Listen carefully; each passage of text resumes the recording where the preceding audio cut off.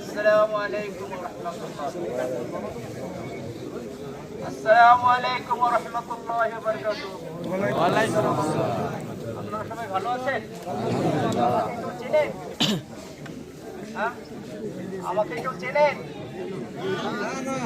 আমি হলাম মোহাম্মদ আবুল কাশেম মোল্লার তৃতীয় সন্তান। এখন টুটুল ভাইকে নিয়ে আমরা একটা করছি। উনি অনেক আকাঙ্ক্ষা প্রকাশ করবে, এখানে আসবে, করবে, আমাদের সাথে কথা বলবে, মত বিনিময় করবে। হ্যাঁ, এজন্য উনি আসছে, আমরা তাকে স্বাগত জানাই। হ্যাঁ, জন্য অনুরোধ করছি আমি।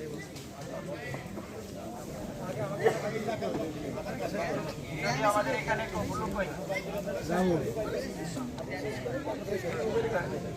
ঠিক আছে,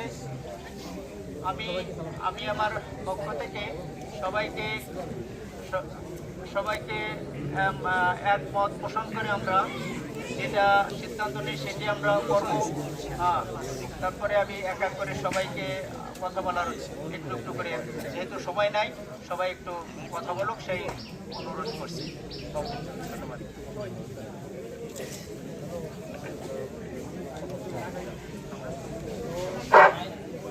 লতিপুরবাসী আসসালামু আলাইকুম। আমি রুবেল, আমি এই এলাকার সন্তান, সবাই চিনেন আমাকে। আজকে যে ব্যক্তিটা আসছে আমাদের অনেক কাছের, আমাদের জনগণের বন্ধু, কিভাবে বলতে পারি, গত নির্বাচনে আমরা এটা প্রকাশ পেয়েছি। আপনারা যারা আছেন ওনার সম্বন্ধে আমার মনে হয় না খুব বেশি বলতে হবে, তবে এতটুকুও বলতে হবে, তার সম্বন্ধে জানতে হবে যে উনি গত 2টা বার অন্যায় না করে জেল খেটেছে। আমাকে আপনারা চিনেন, আমি কি সন্ত্রাসী? না, আমি অন্যায় না করে জেল খেটেছি। আমাদের সেখান থেকে পরিচয়। উনি কতটা ভালো মানুষ, কতটা জনগণের বন্ধু, কাছে না আসলে বুঝবেন না। উনার পলিটিক্যাল কোনো আপনারা মুভমেন্ট কোনো খারাপ পাবেন না, পলিটিক্যাল কোনো ইনকাম সোর্স নাই যে শুধু ইনকাম সোর্স পলিটিক্যাল ভাবে চলে। তার লিগাল একটা পলিটিক্যাল সোর্স আছে, তার নিজের একটা বিজনেস আছে। আমাদের গোপালগঞ্জে 300 ছেলে সেখানে ইনকাম সোর্স করার অধিকার সে করে দিছে।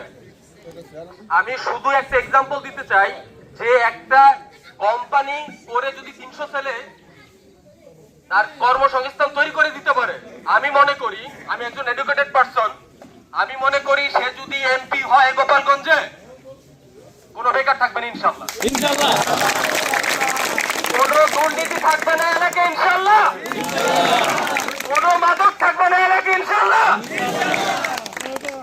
আমরা এই ভোটে দাঁত ভাঙা জবাব দিব, লুটুল ভাইকে এমপি করে দাঁত ভাঙা জবাব দিব ইনশাআল্লাহ। আমরা ভয় পাই না, ভয় পেতাম না, ভয় পাবো না। এই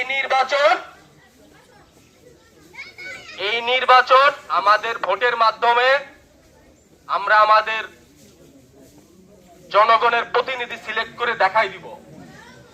আমরা গত কয়েকটা নির্বাচনে শুধু নির্বাচন দেখছি, জনগণের কোনো উন্নয়ন দেখি নাই। কেননা আমাদের এমপি সাহেব,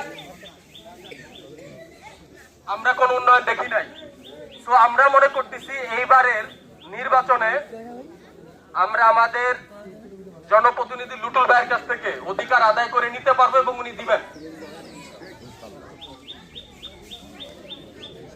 এখন সবার কাছে একটা অনুরোধ, 12 তারিখের নির্বাচনে আমরা কাঁধে কাঁধ মিশিয়ে, হাতে হাত মিশিয়ে, পিছনের সব ব্যথা ভুলে গিয়ে এই নির্বাচনটা আমরা জয়যুক্ত করে এনে টেলিফোন মার্কায় আমরা আমাদের অধিকার, জনগণের যে অধিকার আছে আমরা নিয়ে নিব ইনশাআল্লাহ।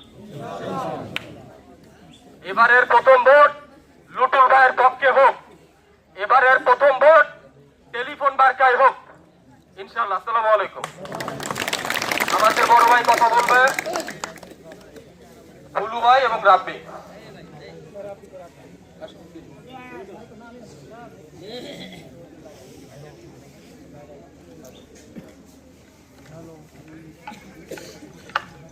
আসসালামু আলাইকুম। আজকের টেলিফোন মার্কার উঠোন বৈঠকের সম্মানিত জনগণ, মঞ্চে উপস্থিত আছেন সাবেক উপজেলা চেয়ারম্যান, বর্তমান জাতীয় সংসদ নির্বাচনের স্বতন্ত্র প্রার্থী লুটুল ভাই। মঞ্চে আরো উপস্থিত আছেন আমাদের এই গ্রামের আমাদের চাচা ইবাদত হোসেন মোল্লা। মঞ্চে আরো উপস্থিত আছেন আমার চাচা নওশের আলী মোল্লা। মঞ্চে উপস্থিত আছেন আমার শ্রদ্ধাভাজন বড় ভাই লতিফপুর ৫ ইউনিয়ন থেকে ৫ নম্বর ওয়ার্ড থেকে বারবার নির্বাচিত মেম্বার মতিউর রহমান ফকির। মঞ্চে উপস্থিত আছেন লতিফপুর ইউনিয়নের সাবেক চেয়ারম্যানের ছেলে আমার কলস বন্ধু বাবুল শেখ। আরো উপস্থিত আছেন চরমানিকটা গ্রামের ছোট বড় ও মুরব্বিয়ানরা। সবাইকে আমি আমার পক্ষ থেকে আন্তরিক অভিনন্দন জানাই। ভাইয়েরা, আপনারা জানেন আগামী 12 তারিখে জাতীয় সংসদ নির্বাচন। এই নির্বাচনে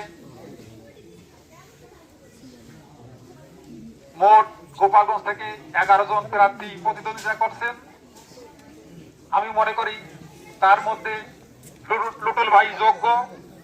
ওনাকে যোগ্য মনে করেই আজ ওনার দল করার মন স্থির করেছি এবং এখানে আনার জন্য আমন্ত্রণ জানাইছি।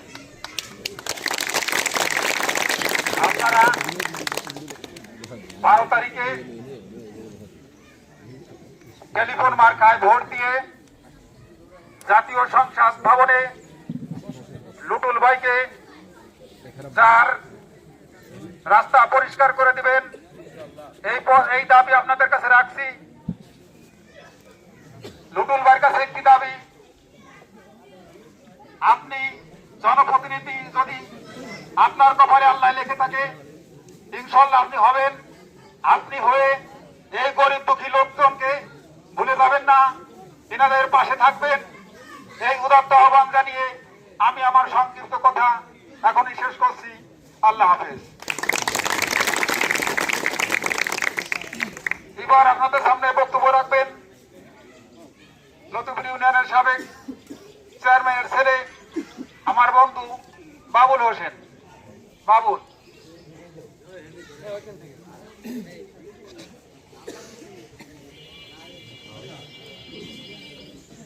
উপস্থিত আজকে আমাদের টেলিফোন মার্কার প্রধান আকর্ষণ লুটুল ভাই এবং সামনে উপবিষ্ট ভাইরা, আসসালামু আলাইকুম। ইতিমধ্যে আমার পরিচয় আপনারা জানছেন, অনেক হয়তো চিনেন না, ছোট যারা আছে চিনেন না। যাই হোক, আমি গত উপজেলা নির্বাচনে লুটুল ভাই কিভাবে নির্বাচন করছি লুটুল ভাই জানে না, ঠিক আছে? এই যে একজন বর্গ আমরা যারা আছি কিভাবে করছি লুটুল ভাই দেখে নাই। আমরা কিভাবে ওনার নির্বাচন করছিলাম আসলে দেখে নাই। উনি হয়তো চিনে, এই 2 দিন আগে ওনার বাড়ি গেছিলাম, চিনে, ওই সময় ওনার সাথে দেখা হয়েছিল, চিনে।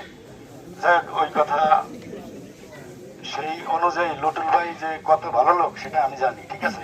ওনার সাথে আমার তেমন গভীর সম্পর্ক না, কিন্তু উনি যে একটা ভালো লোক এটা বোঝা যায় এবং আমি জানি। যেহেতু এবার এমপি ক্যান্ডিডেট উনি হয়েছেন, তা আমাদের উচিত এই লতিফপুর ইউনিয়নের পক্ষ থেকে, আমি বিশেষ করে আরো ক্যান্ডিডেট আছে তাদের থেকে আমি কাউরে খারাপ বলতেছি না, কিন্তু লুটুল ভাই কোটি কোটি গুণ ভালো ইনশাআল্লাহ। এবং আমি আমার 50 বছর বয়স চলে, আমার এই বয়সে আমি অনেক রাজনীতি করছি, অনেক নির্বাচন করছি, আমি দেখেছি। আমি যা করি আমি তো জিতি ইনশাল্লাহ। তা আমি এবার লুটুল ভাই করতেছি, এবারও জিতে যাবো, জিতে যাবো, এমপি হবে। আমার একটাই দাবি, ওই যে বললো যে ভাই ওই একজন মৌসি ঋষি আমি সবাই, আমি চেয়ারম্যান ছিলাম, আমার আপনার দাম লিখতে হবে, আর একজন ছোট মানুষ তাকে দাম দেবেন না আপনার কাছে, আপনি ওইভাবে ওই ধরনের লোক না, কিন্তু আপনার কাছে অনুরোধ আপনি সবাইকে ভালোবাসবেন, আপনাকে সবাই ভালোবাসে। এবং আমাদের লতিফপুরের বিশেষ করে যারা এই জায়গায় আছেন, আমি সবার কাছে অনুরোধ করছি, আমি তো আমারটা দেবই, আরো কিভাবে ভোট ওনার জন্য আনা যায় সেই চেষ্টাটা করতে হবে, ঠিক আছে? সেই চেষ্টা করে ওনাকে অবশ্যই এমপি বানিয়ে এই গোপালগঞ্জের মাটিতে আমাদের লতিফপুরে বড় একটা মিটিং করব, ওনাকে এনে ইনশাআল্লাহ উনি যাতে এমপি হয় সেই দোয়া করি। এবং সবাই ভালো থাকবেন, আসসালামু আলাইকুম। হবে এখন আমাদের মাঝে কথা বলবেন আমাদের শ্রদ্ধেয় বড় ভাই টেলিফোন মার্কার জনক এমপি ক্যান্ডিডেট জনাব নজরুল ইসলাম ভূঁইয়া। তার গুরুত্বপূর্ণ বক্তব্যের জন্য আমরা সবাই অনুরোধ জানাচ্ছি।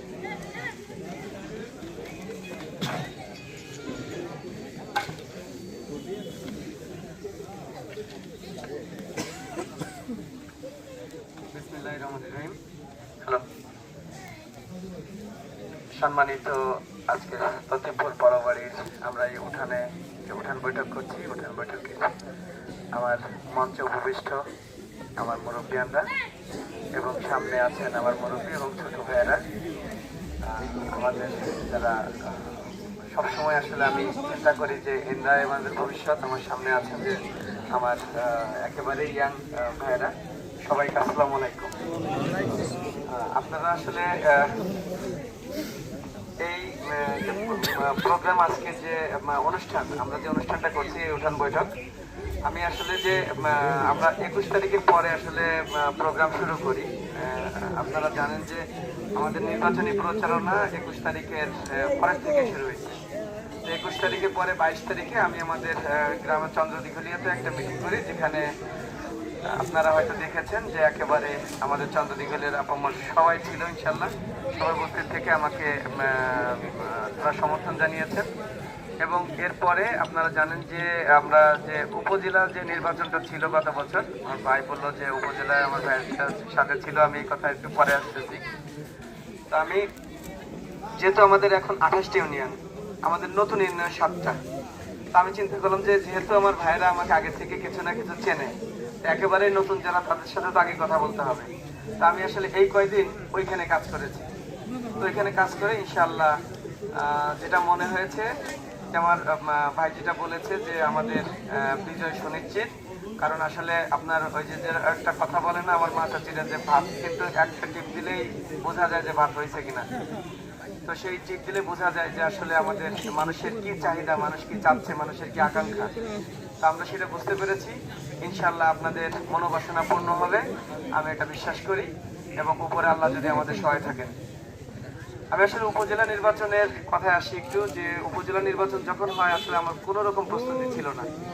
আমি হঠাৎ করেই উপজেলা নির্বাচন করার চিন্তা করি, এবং আমার ভাইরা যারা সাথে ছিল অনেকের সাথে আসলে উপজেলা নির্বাচনের সময় 1-2 বার দেখা হয়েছে। তো এরপরে আসলে আমি আমার মনে হয়েছে যে দেখা হোক, আল্লাহর ইচ্ছায় যদি আমরা নির্বাচিত হতে পারি তাহলে তো সময় পাবো। কারণ আমি আমার অফিস থেকে মোটামুটি একটা ছুটি নিয়ে আসছিলাম যে আমি গোপালগঞ্জে সময় কাটাবো। তো দুর্ভাগ্য আমাদের পরবর্তীতে আপনারা জানেন যে আমি 8 তারিখে আমাদের নির্বাচন হয়, 11 তারিখে আমি ঢাকা চলে যাই, 14 তারিখে আমাদের গ্রামে একটা মার্ডার হয়। অনাকাঙ্ক্ষিত একটা ঘটনা ছিল, এবং এটা এখন পর্যন্ত আসলে জানা যায়নি যে কে বা কারা এটা করেছে। তো আমাদের ওইটা চার্জশিট হয়ে গেছে। ইনশাল্লাহ আপনারা সবাই জেনে খুশি হবেন যে ওইখানে কিন্তু আমরা অনেকেই দায়মুক্ত হয়ে গেছি, প্রায় 7 জনের মতো দায়মুক্তি, এবং বাকি যারা আছে ইনশাল্লাহ তাদের ব্যাপারে কথাবার্তা হচ্ছে। আমার ধারণা যে আমাদের এটা মিটমাট হয়ে যাবে। তো এরপরে আমি 14 তারিখে আসলে আমি এরপরে অন্তত 30 দিনের মতো সময় পাই। তো দেখেছেন যে আমি যখন অফিসে ঢুকি তখন অফিসের উল্টো পাশে যে দোকানগুলো আছে তখন তারা বলতো, আমি আসলে মোটেও সময় পাইনি আপনাদের সাথে কথা বলার জন্য। কারণ আমার মনে হচ্ছিল যে আমার এই কাজগুলো একটু দ্রুত করি, তারপরে আমার ভাইরা যারা আছে তাদের জন্য তো আমি সময় আরো দিতে পারবো। আমরা একটা প্রোগ্রাম সেট করলাম যে আমি সকালে অফিসে ঢুকবো, 2টার সময় বেরোবো, 2টার পরে লাঞ্চ করে তারপরে 4টা থেকে আমি সারা গ্রাম ঘুরবো, সবার সাথে কথা বলবো যারা আমার সাথে ছিল, যাদের আমি কমিটমেন্ট করেছিলাম। কিন্তু অত্যন্ত দুঃখের বিষয়, আমার জেল হয়ে যায়। আমি জেলে যাই। জেলে যাওয়ার পরে আপনারা জানেন যে 5ই আগস্টে আবার একটা পরিবর্তন হয়। পরিবর্তনের পরে আমার 13 তারিখে জামিনে মুক্তি হই। আমি 13 তারিখে মুক্তি হওয়ার পরে 18 তারিখে আপনারা এটাও জানবেন যে আমি আসলে কাজের প্রতি কতটা শ্রদ্ধাশীল। আমি 13 তারিখে জামিনে মুক্ত হয়ে আমি জেল গেট থেকে কিন্তু আমি সরাসরি চলে আসি উপজেলায়। আমার মাকে দেখার আগেই কিন্তু আমি উপজেলায় চলে আসছি, কারণ আমার মনে হয়েছে যে এটা আমার কর্তব্য। আমার মা আমাকে ক্ষমা করে দেবে, কিন্তু আমার যেটা দায়িত্ব আপনারা দিচ্ছেন সেই দায়িত্বটা আমার পালন করা উচিত। এরপরে 4 দিন আমরা কাজ করি, 4 দিন পরে আসলে উপজেলা বিলুপ্ত হয়ে যায়। তো উপজেলা যখন বিলুপ্ত হলো তখন আমি চিন্তা করলাম যে উপজেলা যেহেতু বিলুপ্ত এবং গোপালগঞ্জের অবস্থা আসলে খুব একটা যে ভালো ছিল সেটাও না, তো আমি চিন্তা করলাম যেহেতু বিলুপ্ত আমার তো এখন আর কাজ করতে পারতেছি না, তা আমি ঢাকায় যে আমার ব্যবসাটা আবার একটু দেখি। তো ব্যবসার জন্য আমি আবার ঢাকা এবং ঢাকার দেশের বাইরে যাওয়া আসা শুরু করলাম। তো হঠাৎ করে আমি যখন জুন মাসের 28 তারিখে আমি চায়না থেকে দেশে ফিরতেছিলাম। তো দেশে ফেরার পরে আমি এয়ারপোর্ট থেকে আবার অ্যারেস্ট হওয়ার পরে আবার আমি জেল খাটি 52 দিন। আসলে এই 52 দিনের অভিজ্ঞতাটা কিন্তু আমাকে অনেক পরিবর্তন করেছে। আমি এই 52 দিনে আমি রুবেলের মতো একজন সাহসী ছেলেকে দেখছি যে জেলে ছিল। রাব্বি আজকে আসলে আপনাদের একটু বলতেই হয়, এই পুরো আয়োজনটাই কিন্তু রাব্বি করছে। তো রাব্বিও জেলের ভিতরে ছিল। এখানে আরো একটু আমি মানে আপনাদের বলতে চাই যে এই রাব্বি এবং এই রুবেল এরা কিন্তু উপজেলা নির্বাচনের সময় ছিল না আমাদের সাথে, কিন্তু এখন কেন আছে? আসলে তারা বুঝতে পারছে, বা আমি আমার দক্ষতা দিয়ে বুঝাইতে পারছি যে আমি তাদের জন্য বন্ধু সুলভ।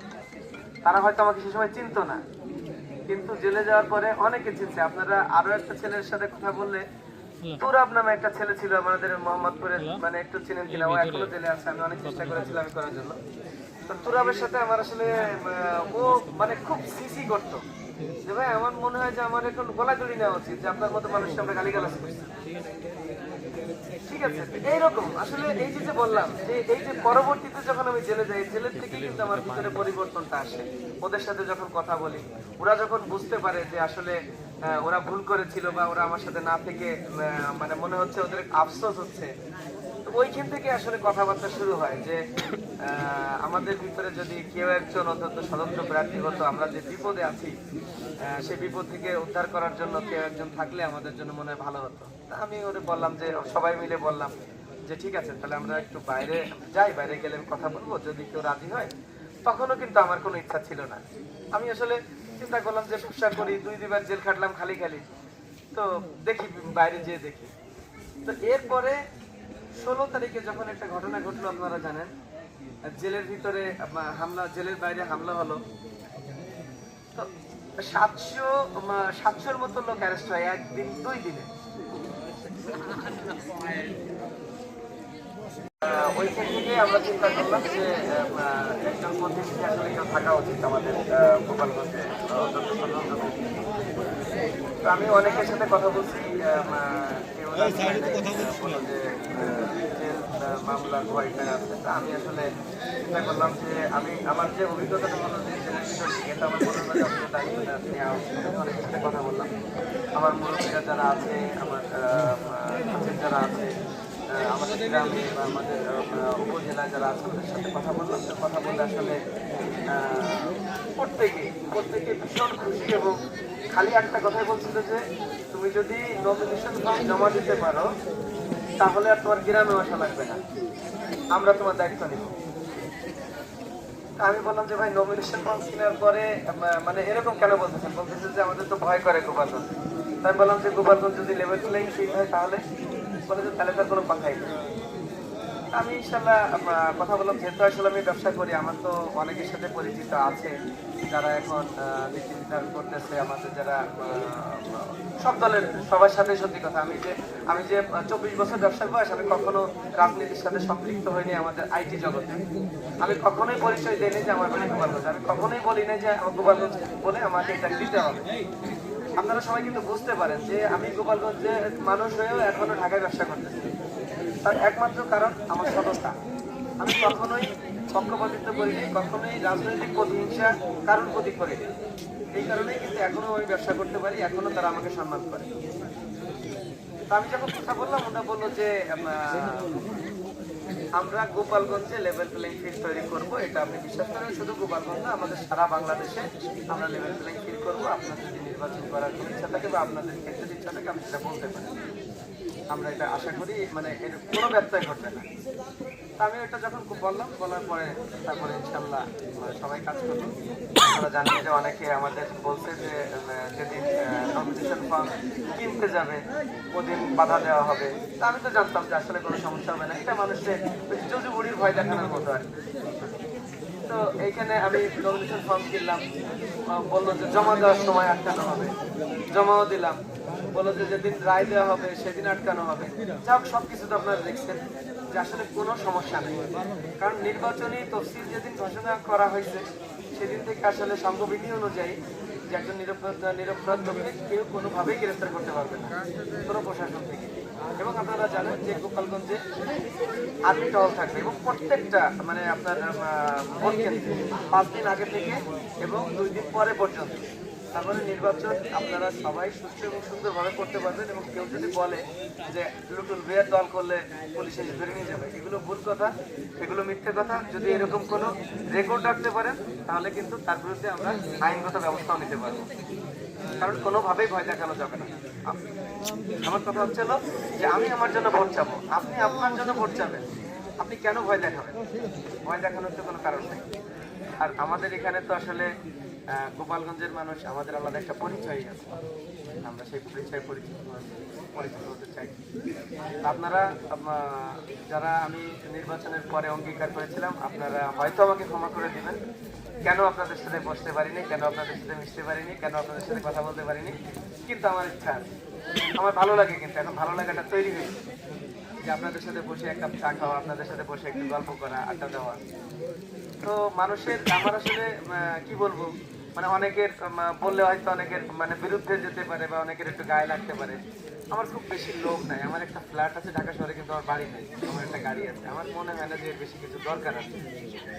তো আমি এই জন্যই কিন্তু আপনাদের পাশে থাকতে পারি। আমার যদি মনে হতো যে আমি ঢাকা শহরে একটা বাড়ি করব, আমার আরো দরকার, আমার বিদেশে বাড়ি থাকতে হবে, আমার এগুলো মনে হয় না যে মোটেও দরকার আছে। আপনারা দেখেন, যদি আপনারা তো অনেকে দেখছেন কিন্তু যে যখন উপজেলা নির্বাচন আমরা করি, আমার সম্পদের পরিমাণ সবচেয়ে বেশি সারা দেশে। আপনাদের কি মনে হয় তাই? তার মানে সবাই লুকায়। আর আমার কথা হচ্ছে না যে আমার যা আছে ভাই সব দেখায়, আমি সবগুলোর উপরে ঠিক। এইবারও দেখবেন যে একটা নিউজ আসছে যে লুটুল ভাইয়ের সম্পদ সবচেয়ে বেশি গোপালগঞ্জের ভিতরে। আমার কি আপনাদের কি মনে হয় এক একজনের মানে কতগুলো সম্পদ বাড়ি আছে, কিন্তু তারা তো দেখায় নাই, জাহাজ আছে আমি শুনছি। তো আমার কথা হচ্ছে যে আমার ভাই দেখাইতে হবে। আমি সৎভাবে থাকতে চাই, সততার সাথে থাকতে চাই। আপনারা 12 তারিখে নির্বাচন, এখানে আসলে দল বল নির্বিশেষে আমি আপনাদের ভাই, আপনাদের কারোর ভাগ্নে, কারোর চাচা, আমি আপনাদের পাশেই থাকতে চাই, আপনাদের পাশে থাকতে চাই। আপনারা আমাকে পাশে রাখেন।